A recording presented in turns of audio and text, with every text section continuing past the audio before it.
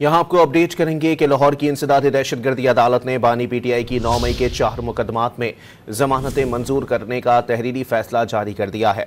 मजीद जानते हैं don news के नुमाइंदे राना बिलाल से। राना बिलाल, बताइएगा तहरीरी फैसले में क्या कहा गया है? जी, एटीसी अदालत के जज अरशद जावेद ने 5 सफात पर मुश्तमिल बानी पीटीआई की 4 मुकदमात में दरख्वास्त जमानतों का फैसला जारी किया है, जिसमें यह कहा गया है कि रिकॉर्ड के मुताबिक बानी पीटीआई इन मुकदमात में नामजद नहीं थे और बानी पीटीआई को ज़िमनी बयान की रोशनी में नामजद किया गया था।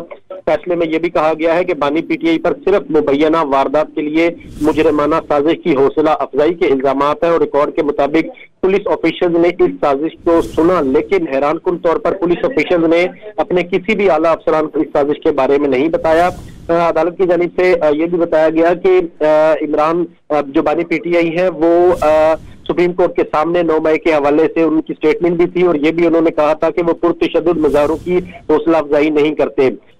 जो फैसला है उसमें यह भी कहा गया है कि प्रोसिक्यूशन की अपनी दस्तावेजात के मुताबिक बानी पीटीआई को पुलिस ऑफिशियल की इंफॉर्मेशन की बुनियाद पर नामजद किया गया था। हम जो है वो बानी पीटीआई इस साजिश में मुलविस थे या नहीं, इसका फैसला जो है वो ट्रायल में जाकर होगा। इस बुनियाद पर बानी पीटीआई की 4 मुकदमात में 5 लाख के जमानतें मंजूर की गई।